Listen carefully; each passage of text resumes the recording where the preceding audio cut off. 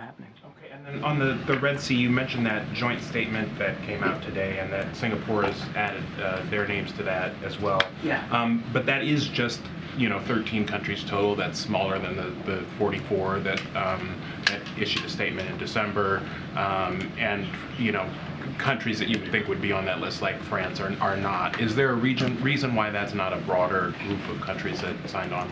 I mean, first of all, 13 other nations signing up to language like that, or 13 total nations, 12 others than us, I think is significant. Other nations can speak for themselves about their decision-making with respect to signing on to public statements. There are, as you know, many nations that are assisting us in Operation Prosperity Guardian in the Red Sea that don't want to be public, that are contributing capabilities, but they don't want it public. So I think you're seeing an increasing number of nations around the world, particularly as commerce in the Red Sea gets affected. And shipping companies are making difficult decisions about whether to transit the Red Sea and the impact that it's beginning to have on global commerce. Countries are more and more becoming aware of this increasing threat to the free flow of commerce in the Red Sea by the Houthis, and are increasingly being willing to express their discomfort with that.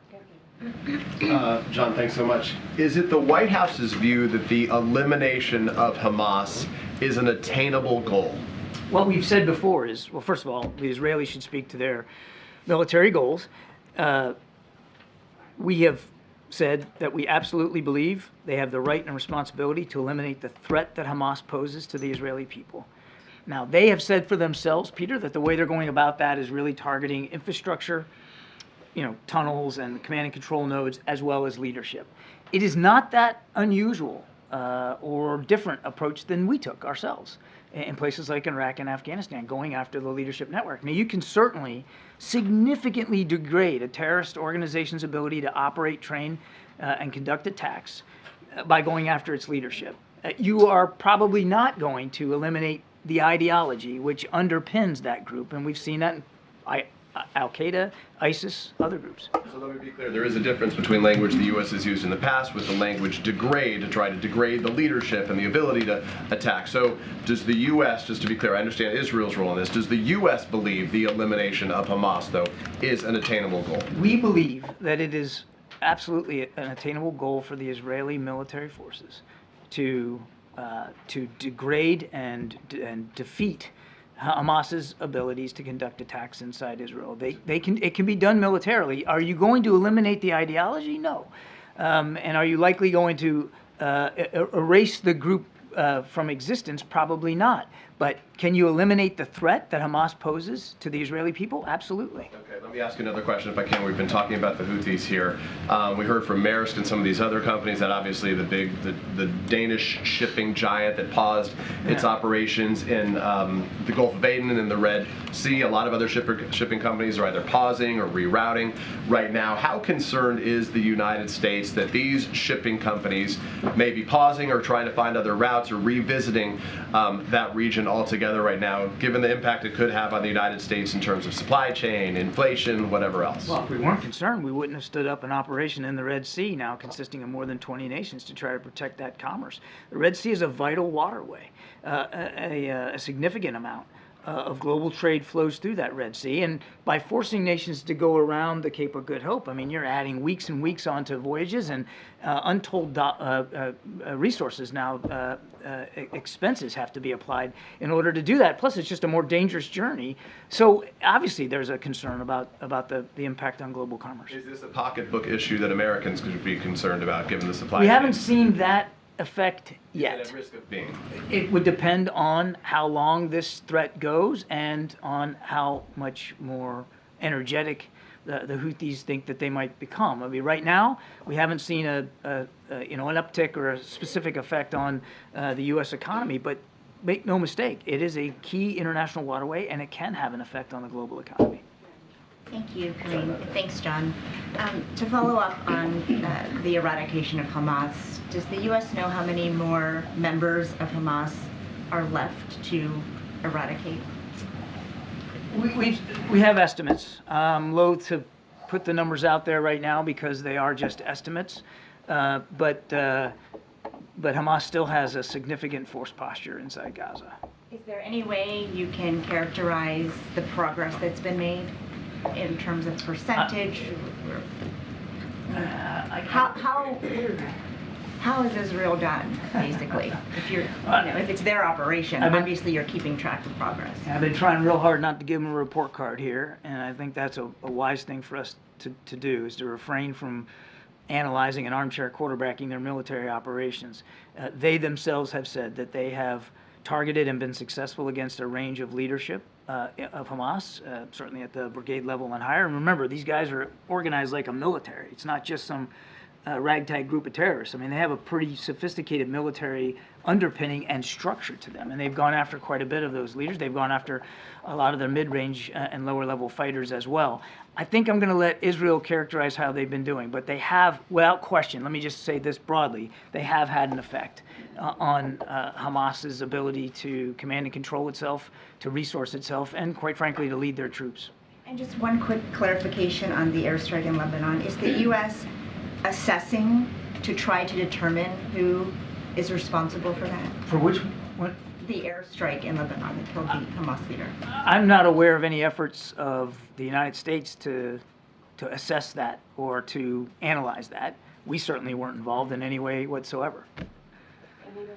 Thank you so much, John. Moving on to Ukraine, first of all, just your assessment of what we've seen in the last few days, but then also there's a Newsweek report that the U.S. is going to destroy several hundred quote-unquote expired ATACMS, which is, of course, a weapon that President Zelensky has asked for specifically. Can you confirm that? And is it possible that the U.S. could send those to Ukraine? And would that be a political decision or a military decision? I cannot confirm those reports. That's really a better question put to the Department of Defense. How about a lay of the land in the last few days, where we are? I mean, look, just broadly speaking, in the last 48 to 72 hours, you all seen that Russia continues to launch drone and missile attacks, including ballistic missile attacks, on targets inside Ukraine, to include not only military targets in Ukraine, but civilian targets in Ukraine, to continue to try to weaponize winter, to go after their infrastructure. I mean, so for all the ballyhoo that I heard in the last few days about Mr. Putin and some press reports that he's all of a sudden willing to negotiate, he sure doesn't act like a guy who's willing to negotiate. He's doing everything he can to try to put the Ukrainians on their back feet, which is why it's so important that this supplemental funding request that the president put forward gets passed. We have given now Ukraine the last security assistance package that we have funds to support right before New Year's, right after Christmas. And we've got to get support from Congress so we can continue to do that. Israel too. South Africa's filed this 84-page lawsuit against Israel, accusing them of genocide. Israel says that this is blood libel. Does Washington agree? And where does this put Washington and Pretoria? We find this submission meritless, counterproductive, and completely without any basis in fact whatsoever. Thanks a lot, John. What's the U.S. assessment of the larger goal that Israel has set to eradicate Hamas? Is that still considered to be a realistic and wise military objective? I think I just answered that with Peter. We don't believe that military attacks alone are going to eradicate an ideology. And it's not likely that you're going to get rid of every single Hamas fighter. So in that sense, I mean, you still have to reconcile yourself with the fact that there may still be some Hamas around, even when your military operation is over. That said, what they absolutely can do is eradicate the threat that Hamas poses to the Israeli people. And you can do that by going after leadership. You can do that by going after their infrastructure. You can do that by going after their resource. And we showed that with respect to ISIS and Al-Qaeda. It can be done. ISIS and Al-Qaeda still exist, but they are nowhere near the kind of threats that they once posed. So it can be done militarily.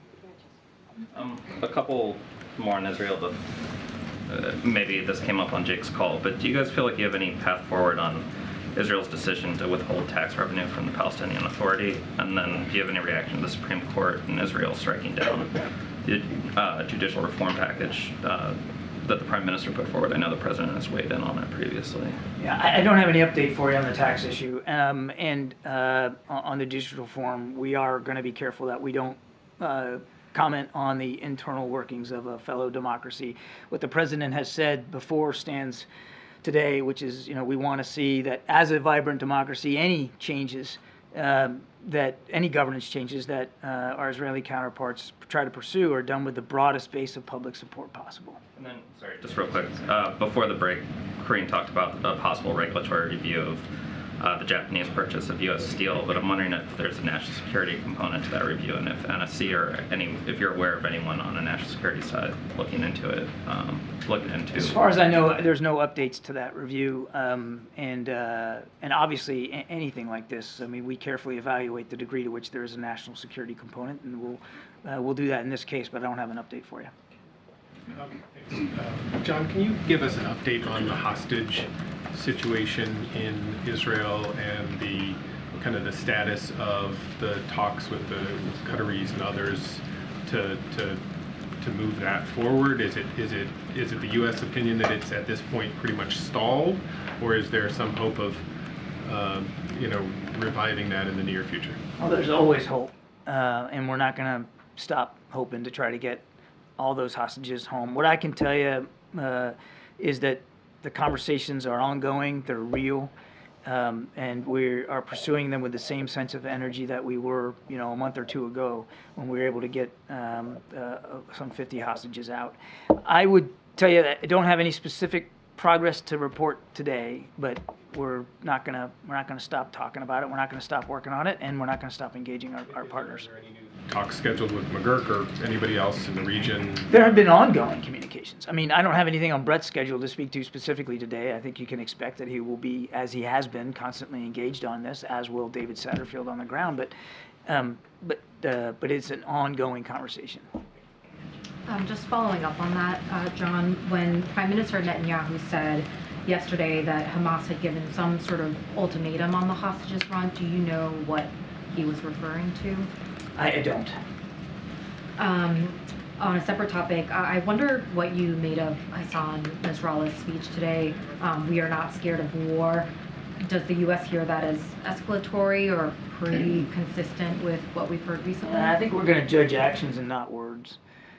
We haven't seen Hezbollah jump in with both feet to come to Hamas's aid and assistance. We continue to message privately and, of course, publicly with y'all that we don't want to see this conflict widen. We don't want to see a second front opened on the north. We don't think that's good for the region, certainly not good for the Israeli people, and we're going to continue to deliver that message. On migration, Denver's mayor this weekend told CBS that his city needs arriving Venezuelan migrants to have the ability to work. Is the administration open to extending temporary protective status for Venezuelans who arrived after that July 31st date that you all set? I don't have an update for you on that. You probably should talk to Secretary Mayorkas and his team at DHS, but that's not something I would have an update for. Thanks, Karine. John, you mentioned the last aid package for Ukraine. If there's no deal with Congress, what happens once that's exhausted? I mean, will shipments of weapons just stop? They'd have to. They'd have to. We have.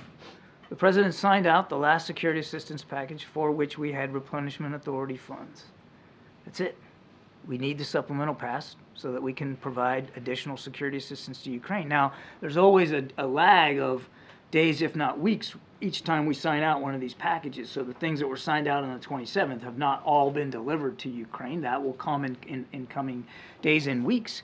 But after that, absent supplemental funding, there's no other magical pot to dip into to try to get support for Ukraine. So there's no other pools of government weapons that could be used temporarily and then refilled later?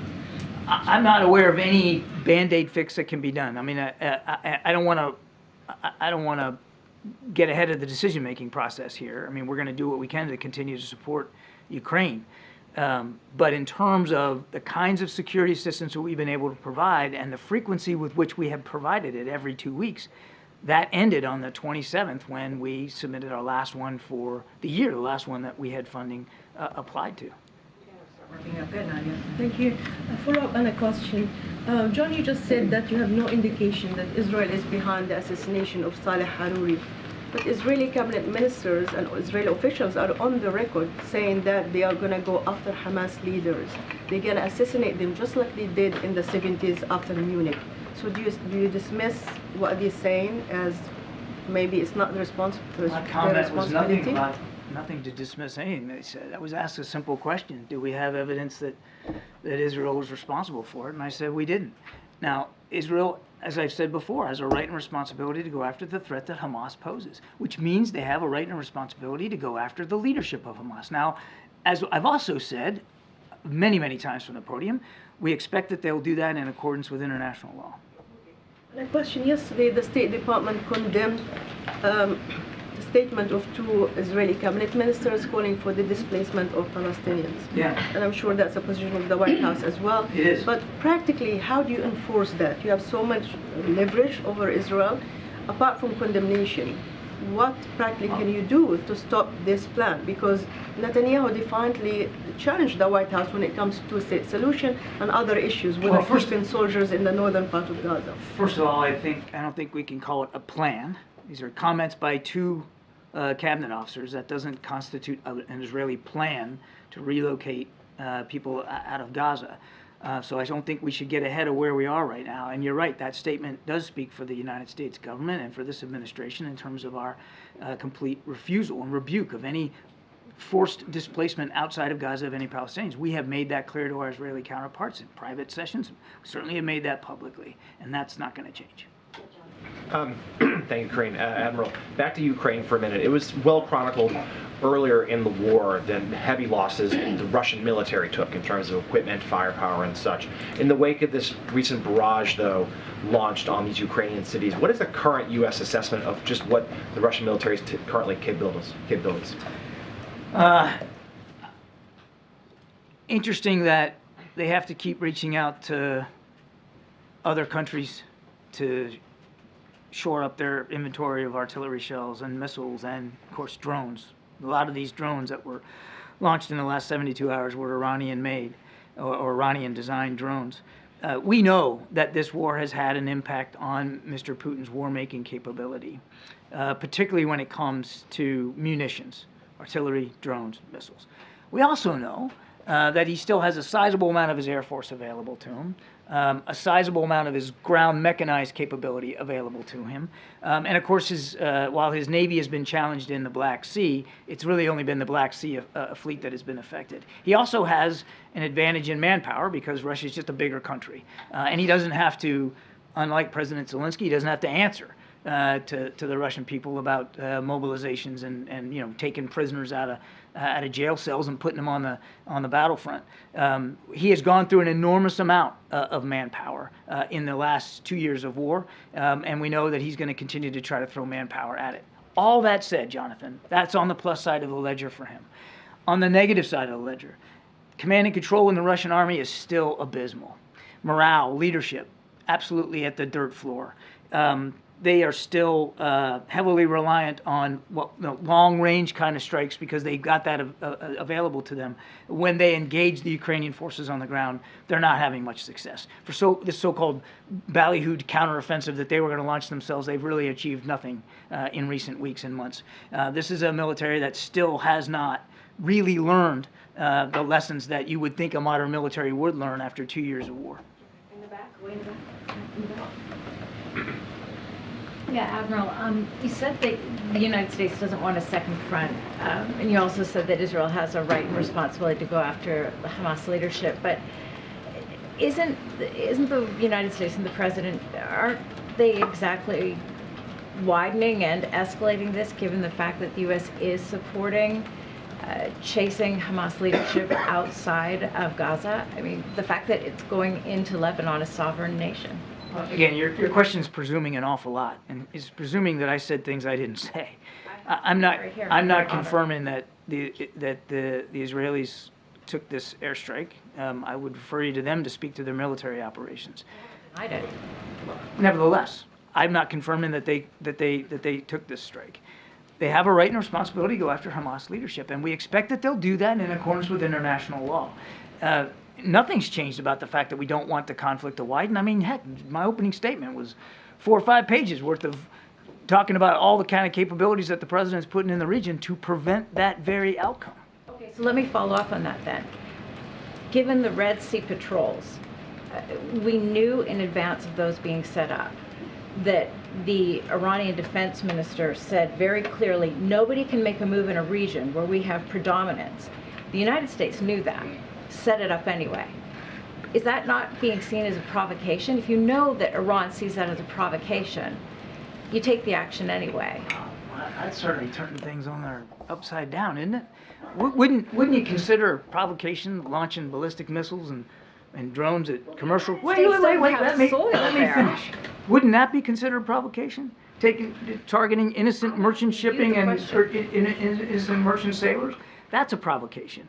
What we're doing, what Prosperity Garden is all about, and go on web, you can look at it, it's a defensive posture. It's a coalition of the willing of maritime nations coming together to try to protect international shipping that affects the global economy. Escalation, because in turn what has happened is, so you're denying then that there has been an escalation since the Red Sea Patrol? I totally disagree with the premise of your question. It wasn't the United States who decided to attack commercial shipping in the Red Sea. The Houthis did that. And who are the Houthis backed by? Iran. As I've said before, Iran provided the missiles that the Houthis are using. We are simply in a defensive posture to try to protect that commercial shipping, and we have in the last 48 hours. Then there's been an escalation. Now Iran has launched a frigate into that, so there has been an escalation. Okay, again, let me stop you. The fact that they... I ask you again, has the United States' actions supported an escalation as a result? No. You said that the your words said... You asked me a question, ma'am, I answered it. No. You said nothing the president has ordered has been designed to widen or deepen this conflict. I stand by my answer. No. Okay, we got to move on to Danny, and then Merrick, and then we're... Thanks, Kim. Thanks, Admiral. Just on the, you mentioned a recent call with Netanyahu. Can you speak to the tenor of the recent conversations between the President and Prime Minister Netanyahu? There have been reports of sort of growing tensions between them, and I mean, can you describe to us what the tenor of those conversations? No. No, I'm not going to get into describing the tone and tenor. We do a readout of these conversations. We'll continue to do that. Look, these are two guys that have known each other a long, long time. They don't agree on every issue, and you shouldn't expect that they would agree on every issue. The President is able to have candid, forthright conversations with counterparts, and when you're friends with a country the way we are with Israel, those conversations can be, they should be candid and forthright. Thank you very much. Two questions on Ukraine. Does the President support confiscating Russian frozen assets, $300 billion, to help Ukraine? And second question, how much of the equipment that was delivered to Ukraine by the US has been damaged by Russia? Do you have any assessment? What are their capabilities in terms of the equipment delivered by the West and the United States? On your first question, we're still talking to partners about what reconstruction and recovery needs to look like in Ukraine after the war, but obviously our main focus right now is helping them in this fight against Russian aggression. And on your second question, that's a better question put to the Ukrainian Defense Forces, not the United States. We are working very, very hard to make sure that every system that is provided to Ukraine, there's a measure of accountability for it, that we can assure the Congress and the American people that that material is being used appropriately on the field of battle. And we've seen no indication that it hasn't been, that there's been some wide-scale corruption or misuse by the Ukrainian military. But it is war. It is war. And these things are sometimes being expended hand to mouth. I mean, they no sooner get into Ukraine than the Ukrainians are firing them at Russian troops. So we're working real hard on accountability. But as for every single bullet and bean that have been given to Ukraine, I mean, that's really something for the Ukrainians to speak to. Every single bullet. I'm asking about, in general, about Ukrainian capabilities in the war with Russia. Are you tracking those? Of course we are. Yeah. In fact, we added we added expertise and individuals to the team in Kyiv, specifically for accountability purposes. And the Ukrainians understand our need for accountability. They share that, and they have made it clear that they're willing to work with us on accountability measures for all the systems that are being provided. I would just tell you, broadly speaking, without speaking to every single artillery shell, The kinds of material we give Ukraine is given to them with thoughtful deliberation based on what they say they need in the moment and in coming weeks. And we've seen that with every package that we've delivered. Number two, as I said, in many cases, this stuff is going right from the trucks and the trains to the hands of a soldier on the battlefield. Not everyone, but oftentimes it's that fast. They are using these things appropriately in defense of their country. Thanks, Admiral. Thank you. Appreciate it. Thank you, John. Thank you so much. Okay, Darlene, good to see you. You want to reset us and start us off again? Sure, good to see you too.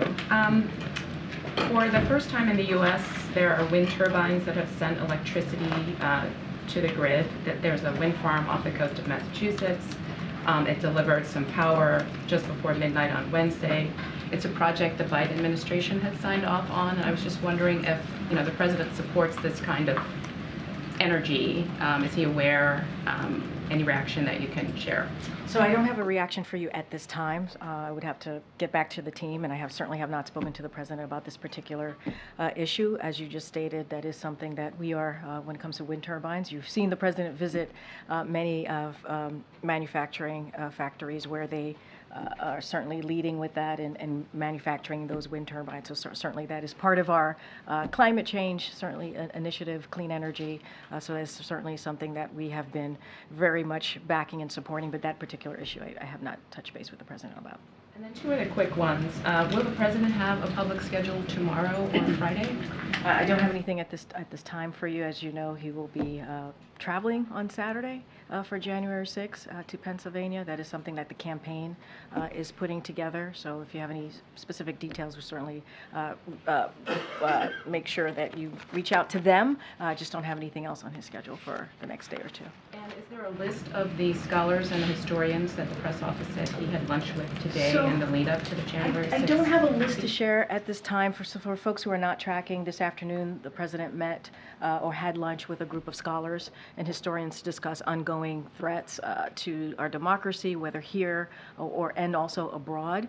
This is something that he tends to do, especially as we head towards an important day like January 6th. So it's something that it is commonly done. He's done it. He's met with a diverse group of historians before. I don't have a list to provide to you at this time. Thanks, Karine. On the scholars and historians meeting, that statement referenced threats to democratic institutions in the country. Does the president think that there are any specific policy changes that are needed to strengthen institutions ahead of the elections? I don't have any policies to announce or preview for you at this time. Look, the president has always been clear. I've been clear from this podium as well. What happened on January 6th was unprecedented, an attack on our core principles, an attack on our democracy. What we saw was an attack on our rule of law, attack on our Constitution. We saw the Confederate flag in the middle of the Capitol building. It was a terrifying and horrific day, and a dark day in our history, sadly. But I just don't have, as far as policy-wise and our strengthening our institutions, don't have anything to share at this time. But specifically, does he think the United States is ready to have free and fair elections in November? Well, we have to. I mean, that is what we need. We have to. That's what the president believes in, right? He believes in having a democracy that works, on having a free and fair election. That's something that he has spoken to, obviously.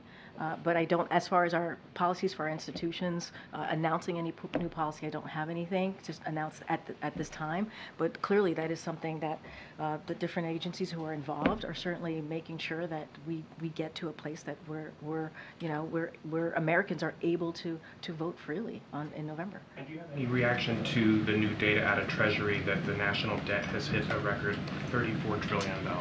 So yeah, if you look at that data, it's a there's a trickle down debt. If you think about it, Republican tax cuts are responsible for about 90% of it.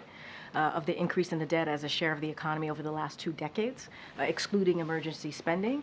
And so, as we know, you've heard me say this, you've heard the president speak to this, of what he has done to certainly lower the debt. He signed a legislation to lower the deficit by $1 trillion, right? When you think about the Inflation Reduction Act, that's going to lower prescription drug costs and cracking down on the wealth tax cheats that we've seen, and then his agenda would cut the deficit another $2.5 trillion by making the wealthy pay their fair share. So that is what the president has done. What we've seen on the other side is the complete opposite.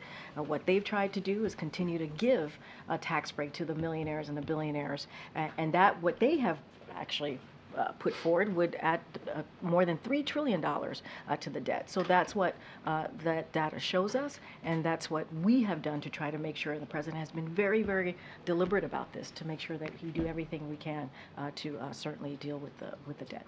Get him, Jay. Thanks, Karine. Has the president been briefed on the imam who was shot and wounded outside of a New Jersey mosque this morning? Obviously, there's serious concern about this having been an act that was driven by Islamophobia. Just wondered what the White House. So we were aware of the shooting of the imam outside of the New Jersey mosque, as you just laid out, and certainly we're praying for his speedy recovery. Local law enforcement are all hands on deck, obviously, and is investigating, and we hope that they're able to complete their work soon. I don't have anything else. I would refer you to the FBI on any specifics, and I have not spoken to the president, but obviously we are aware of it. And just given that this is the first briefing of the new calendar year, is there a way in which you could sum up sort of what the president's top priorities are as we head into a new year, particularly given that this is the last year of his first term? So look, the way that we see the president's, even the president's first 3 years, he's done more in the first 3 years than presidents have done in the first 2 terms, or their first 2 terms, in their 2 terms of their presidency. And that is, if you think about historic pieces of legislation, whether it's infrastructure, whether it's Ships and Science Act, whether it is, is it the Inflation Reduction Act, as I just mentioned, which is historic in nature, as we talk about clean energy and lowering prescription drugs, that is incredibly important. And what we need to do, and what the president wants to focus on, is implementing those, right? Continuing to implement those really key important legislation. That's what you're going to see the president do. Last year in his State of the Union, you heard the president speak to finishing the job, and so that is something that he wants to continue to do, right? Whether it's making sure we have veterans, making sure that unity agenda that he talked about, making sure that we're focusing on our veterans, focusing on getting fentanyl off the street, focusing on how do we deal with cancer. Those are the things that the president's going to continue to talk about. And one of the very important things in the Inflation Reduction Act is that insulin cap at $35 for adults. He wants to make sure that happens for all Americans. So there's a lot to work on. We saw the data coming out of 2023 on the economy and where the economy is headed, and how Bidenomics we believe is working because of that data. And so there's still a lot of work to do, and that's what you're going to see from this president. Is the emphasis heavily on implementation as opposed to there being other pieces of legislation that the White House is hopeful? I mean, look, I think when he talks about the unity agenda, there's more things to be done, right? There's more work to be done that continues on the historic, I think the historic first term that the president has had. So certainly there are more things to be done, but implementing those historic pieces of legislation is important as well. Secretary Mayorkas has obviously been up on the Hill negotiating this deal, trying to hammer out something on the border, but at the same time the House is formally beginning impeachment proceedings against him. Do you have any concern that this will complicate a deal? It could hurt negotiations, especially as we're up against the clock here? So I kind of addressed this at the top, how baseless it is and how they're wasting their time on impeachment proceedings that make no sense. And that's not what the American people want them to focus on. And that's certainly, we see that from House Republicans, obviously, and it's a political stunt. It's baseless. It's purely baseless. And instead of coming together to deal with potentially what's going to happen on January 19th, a shutdown, instead of dealing with that and really keeping to their word of that bipartisan agreement that the president did and made back in 2023, and keeping that deal, 2/3 of House Republicans voted for that. We saw bipartisan support in the Senate. And what they're doing is they're not doing their job. They're focusing on something that Americans do not want to see. They want us to deliver on things that matter to them. But regardless of that, are you concerned that the fact that they are taking this action, even if you disagree with it, that it's going to make this more difficult? It's going to complicate all of this? We think it's baseless, and we think it's a waste of time, and we think it's not the focus that they should have. That's not the focus that Americans want them to have. And so, look, we were able to come together, when you think about the budget, when you think about where we're headed potentially on the 19th, to come with a bipartisan agreement to keep the government open. That was done in a bipartisan way. 2/3 of House Republicans voted for that. So we can get this done. They agreed on it. They agreed on it. But yet they want to focus on something that is not going to keep the government open, that's for sure. Okay, Karine. Last night the president said that he needed more money to protect the U.S. southern border. Give me the money. Does he think it's a lack of money, a lack of funding that has led to the current situation at the border? I mean, look, it's certainly there's a reason. Let me step back for a second. If you look at the national security supplemental that the president put forward, he put border security in there, right? Because he believes in order to get the work done at the border, we need more resources. DHS needs more resources. Our border patrol agents need more resources. We need more immigration judges. We need more resources to get this done. We need the technology at the border to deal with what's going on with migrants at the border. And last May, the Speaker and the Republicans in the House, they voted to get rid of 2,000 Border Patrol agents. I mean, that's their focus. So of course, that's not helpful. So we need the resources to actually do the work, and they keep getting in the way. House Republicans keep getting in the way of doing the work to deal with what we're seeing at the border. So they're obstructing. House Republicans are obstructing. That's what they're doing right now. But does the president believe it's just a money issue, or does he think that the policies have to change? Well, I would remind you, Weijia, on the first day of his administration, he put forth a comprehensive immigration policy, legislation, and he presented that to Congress. And he did that because he understands that the immigration process or the system has been broken for decades.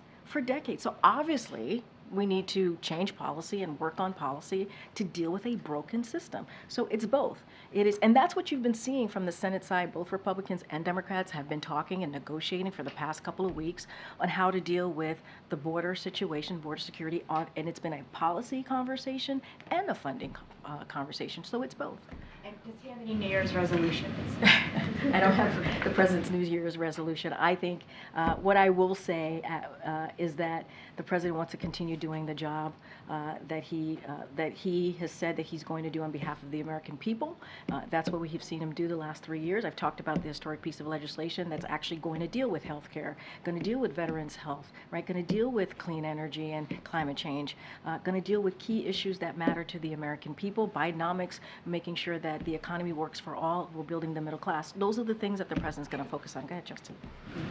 Two quick ones. The first, after the plane crash in Japan, I'm wondering both has the administration offered any support or is it working on the investigation of the crash, and has it prompted any review, especially of certain tarmac safety procedures? Let me just first say, Justin, our hearts go out to the families of the Japanese service members who lost their lives in this terrible accident. So we're glad that the passengers and obviously the crew members were able to get out on the commercial flight was able to get out safely. That is incredibly important. Any specifics on any questions about investigations, that was something for the government of Japan to speak to. The resignation yesterday of Harvard's president seemed to generate a lot of conversation. I know the president, or you, weighed in after her testimony on Capitol Hill, but I'm wondering if you have a reaction. So, look, I know there's been a lot of coverage of this, and so I want to be very mindful and careful, and I've said this before, when it comes to either private institutions or colleges and universities, we're not going to comment. We're not going to comment on any personal decision that's been made. And I want to, as you asked, because you asked me our comments from here and what we said from here, we believe that this is a moment for leaders to have moral clarity. That we believe that is incredibly important at this time to have moral clarity, and look, any calls for genocide are monstrous and they're antithetical. There should not be a place for that in this country, And we're always going to call out hate, and we're always going to be very, very clear about that. And I will add that you heard the university presidents who testified also apologize, right? And you heard them say this. I'll quote what President Gay said. She said, "I'm sorry, words matter." I'll quote what President McGill say. "I was not focused on, but I should have been, the irrefutable fact that a call for genocide of Jewish people is a call for some of the most terrible violence human beings can perpetrate." So we believe it's a time to stand up and show leadership, and we believe that's what we did at that time. Okay. Thanks, Karine. On the border negotiations, can you comment on the concerns raised by some of the Hispanic caucus members and other elected Latino leaders who feel they've been kind of cut out of these talks? So look, we've been in touch with Democrats, obviously members of the Hispanic leadership, and we've done that as these conversations have been going. We're not going to speak to certainly private conversations. Look, I'll say this, the president believes that we need to have a bipartisan agreement. That's where he believes, on both funding and also policy. And that's what you've seen from Democrats and Republicans on the Senate side. And that's what they've been doing. They've been having those conversations during the holiday season and throughout this week as well. And so we believe those conversations are headed in the right direction. And so, again, I said this moments ago, the president believes our immigration system is broken. That's why he put forth a legislation to deal with the comprehensive legislation to deal with the immigration system. And so now we're having a conversation, a bipartisan conversation about how to move forward. We're going to continue certainly to hear from the leaders, obviously, and to hear what they have to say. And we've been in touch with them. We've had conversations with them. Not going to go into private conversations. And, you know, it's being hammered out. I don't want to get into specifics from here, what the policies are going to look like, what's in or what's out. We think it's heading in the right direction, and it is important to have these conversations. One of the concerns that they've raised, they say the discussions is leading the Biden administration into a trap. You know, asylum discussions, that making it harder to migrate legally will only increase irregular migration. Have you heard that from them specifically, and how does? So look, I've seen the reporting just like you have. Obviously, the team here has had conversations with leaders. Here's the situation, right? The situation is that this system, this immigration system, has been broken for decades. And we need to have a bipartisan agreement to move forward on how to deal with the system. That's what we need to do, both on a policy front and a funding front. And so that's what you're seeing from the Senate side on both Republicans and Democrats, and it's been weeks of conversations and negotiation. And we think that is important. That's the only way we're going to be able to deal with this issue. And it's headed in the right direction. I'm not going to get into asylum. I'm not going to get into asylum policy. I'm not going to get into specifics. And so I'm just going to have to leave it there, obviously. Go ahead, Michael. Thanks, Karine. A House committee is moving ahead with impeachment proceedings against Secretary Mayorkas.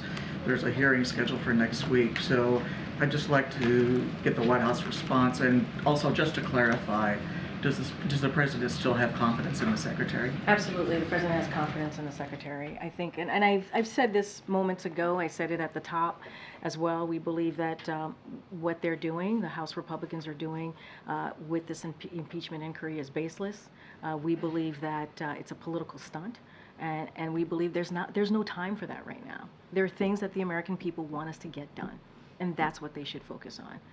And you know, it is unfortunate that this is where the House Republicans, that's the road that they want to go down with this impeachment proceeding. That is really unfortunate when the American people have been very clear. They want us to see it. They want us to work in a bipartisan way to get things done for them. And that's what the president wants to do. Go ahead, Karen. Back on the border negotiations. Has the president spoken to Secretary Mayorkas since he met with the bipartisan negotiators on the Hill yesterday? I would literally have to check. I don't have any call to read out. But obviously the president speaks to his cabinet secretaries on a regular basis. But on this particular meeting, I don't want to get ahead of that. So I would have to check in. But he speaks to them on a regular basis. Obviously, it's his cabinet. And you've said you're not going to get into the details of what's being negotiated, but broadly, does the White House want to see Congress clear the supplemental before turning to the government funding issue for January 19th? As you just laid out, Congress has a lot of work to do. They do. The supplemental, The reason that we put forward a supplemental, they are emergency requests that we believe are incredibly important and that needs to be dealt with on behalf of the American people. So obviously, those are important. Those are emergency requests that the president asked for. So critical, very critical to the American people. And, you know, their basic job for the House, well, for Congress more broadly, is to keep the government open. That's their basic duty, is to keep the government open. And all they're doing is dealing with a bipartisan agreement that the president made with Congress, right? It's something, again, I'm going to repeat myself here, something that 2/3 of House Republicans voted for, something that we saw come out of the Senate in a bipartisan posture. And so they have a lot to deal with. They have a lot to deal with, and they should just do their job. Does the President still have plans to visit the disaster site in East Palestine, Ohio? So I don't have any schedule of the President at this time, but I will say this, the President continues to oversee, as you know, and we've said it multiple times from here, it was a robust recovery effort to support the people of East Palestine, and we will visit when it is most helpful. The President will visit when it's most helpful to the community, and so we're going to continue to stay on the ground as long as possible, remember, because we had that robust operation, while ensuring that Norfolk Southern is held accountable for the trauma they inflicted on this community.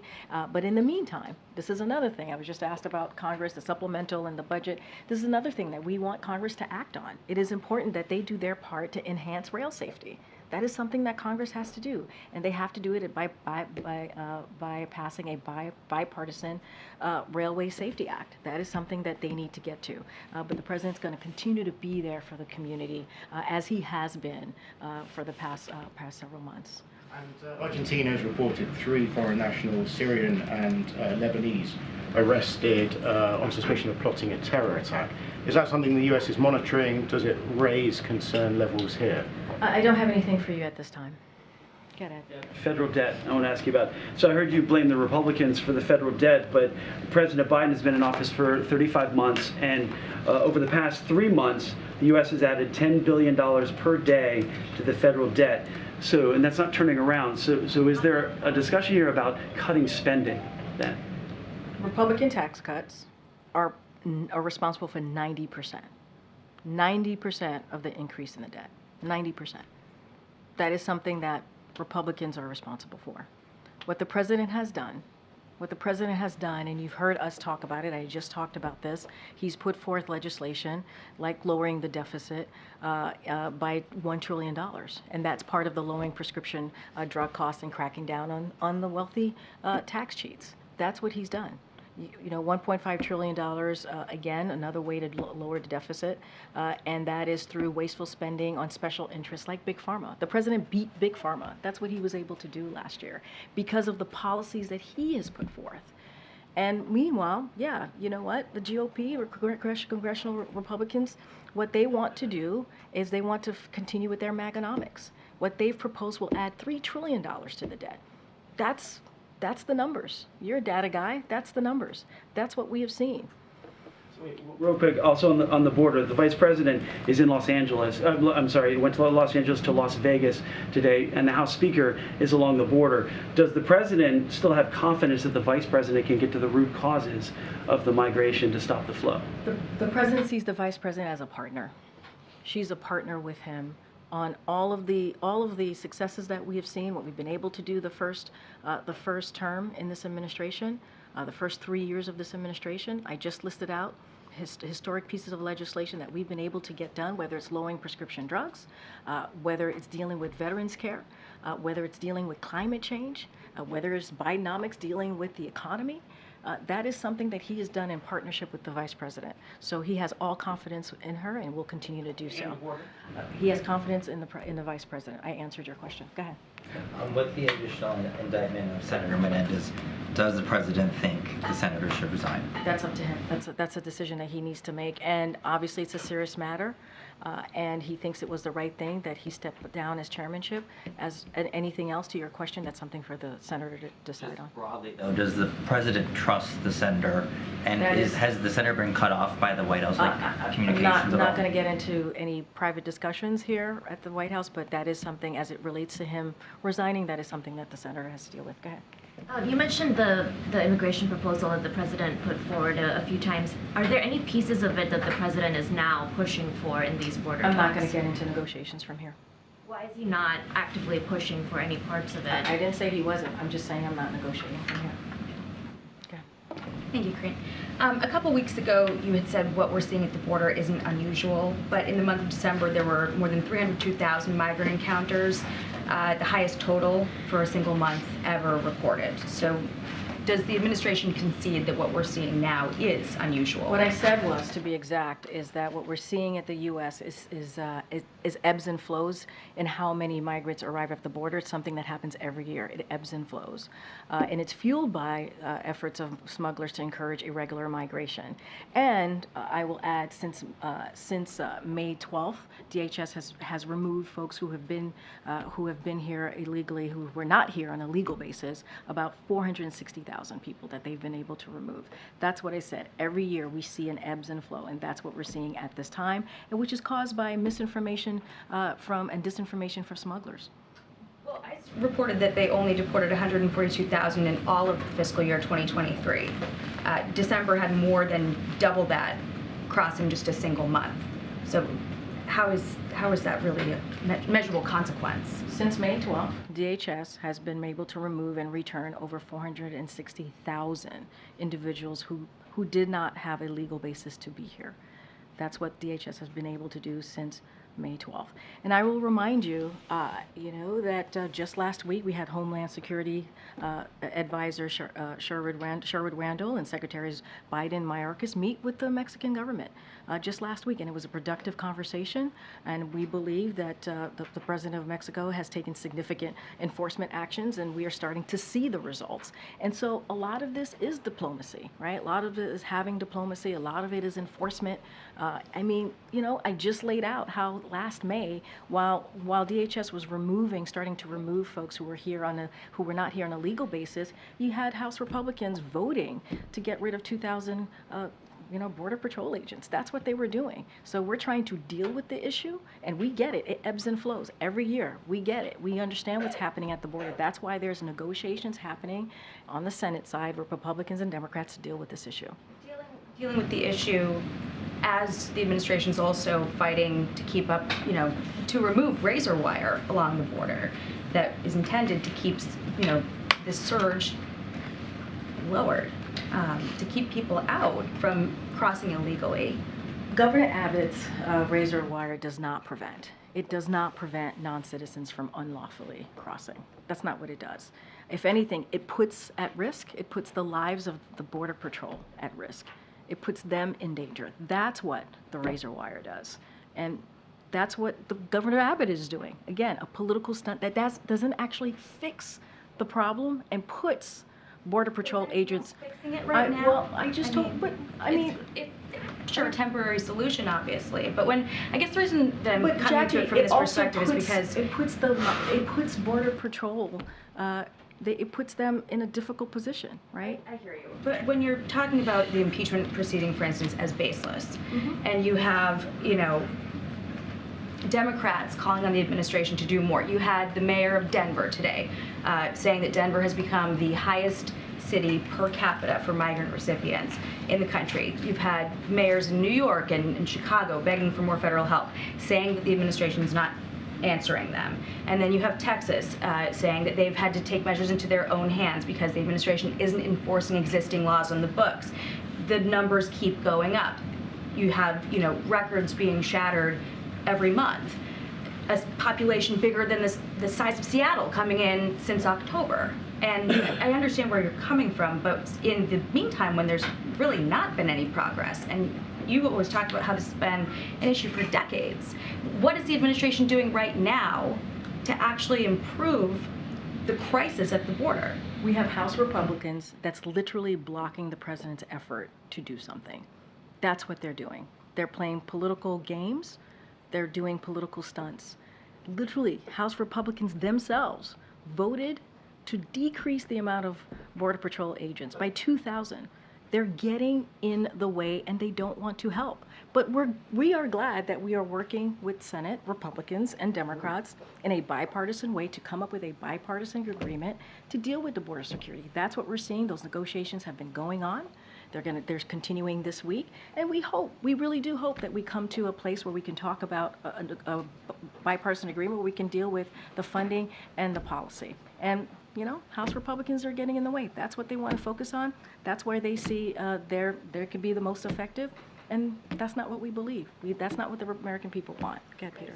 Just to be clear, how does the razor wire put Border Patrol agents at risk? Karine, the Biden administration themselves said that the agents have been cutting the wire to provide medical assistance to migrants or to apprehend migrants who have already crossed into U.S. territory. Well, let me be more clear. It makes it more difficult. It actually makes it more difficult for Border Patrol to apprehend those who do cross. So I'm going to be just clear that up a little bit. It just makes it, just to be more clear, it does make it more difficult for them to do their jobs, right? It does. A quick last question, if we can. President Biden obviously campaigned on the idea of being a bipartisan leader, the ability to work together. One of his biggest successes, the White House would say, would be the infrastructure law right now, $1 trillion. It was approved with the support of Democrats and Republicans.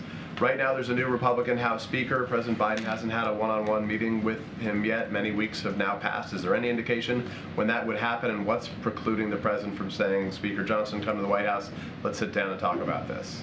So here's what I'll say to that. You have Speaker Johnson, who has been very clear where he stands on the border, right? Who has continues with the House Republicans to make this a political issue and to move forward with political stunts, and has blocked